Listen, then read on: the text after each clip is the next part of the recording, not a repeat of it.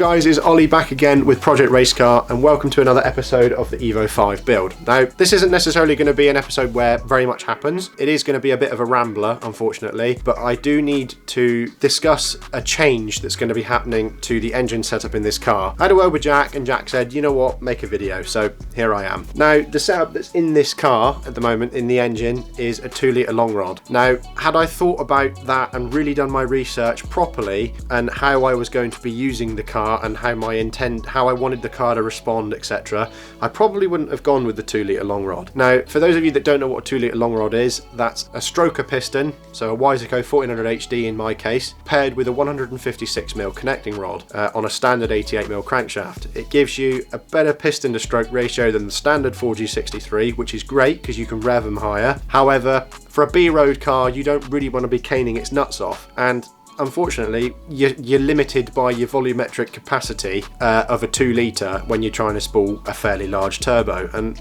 I'm not keen on the idea of a lot of turbo lag. Now, I know the Tomei won't give me horrendous amounts of turbo lag, but later on down the road, I would like to go for like a Precision 5858 or a Garrett G series or something like that. And I think the 2-litre will probably struggle to spool that. So the change of plans are for the Evo. I am going to be getting hold of a 4G64 100mm crankshaft and a set of standard length 150mm Oliver I-beam rods. Now, what that means is it's going to take my swept capacity from 2 litres out to 2.3, so it's a real common 2.3 stroker, and so many people have done it, and I don't know why I didn't go down this route in the first place, because having read a lot of forums and spoken to a lot of people, the 2.3 seems to be the best option for a quick spool, good off-boost performance B-road car with occasional track use. As long as you don't rev them beyond 8,000 RPM, they're generally absolutely fine. So that's the route that I'm now going to be taking with this car, considering that's going to be my main uses for it.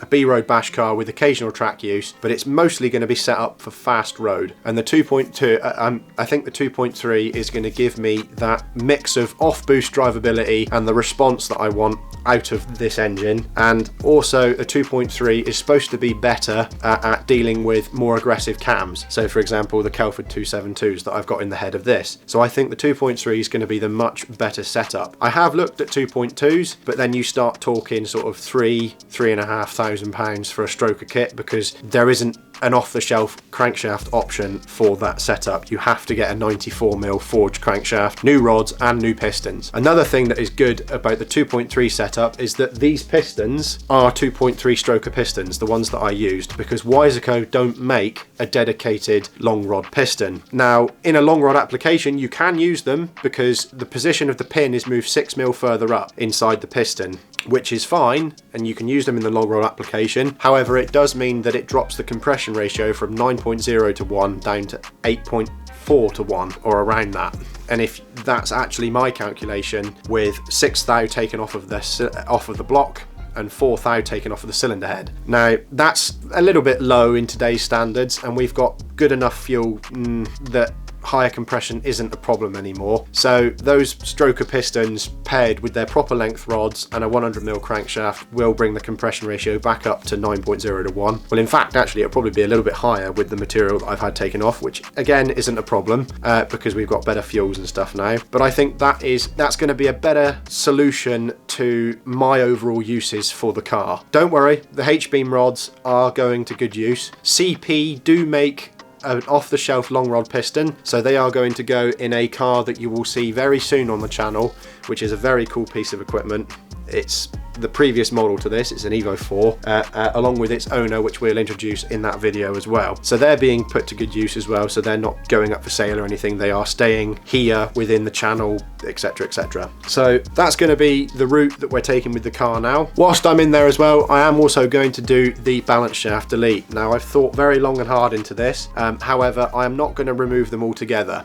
I'm going to pull out the belt driven one, but the oil pump drive one I am going to put on the lathe at work and basically turn it into a race balance shaft. I don't really want to use the stubby balance shaft because I don't want to cause any premature wear on the oil pump, so I'm just going to take that balance shaft out and I'm going to put it on the lathe at work and lathe it down so that it's just a straight shaft, basically like the GSC version. And I'm going to get a fluid damper as well, which I've seen so many people run with the 2.3s, so that's what I'm going to do.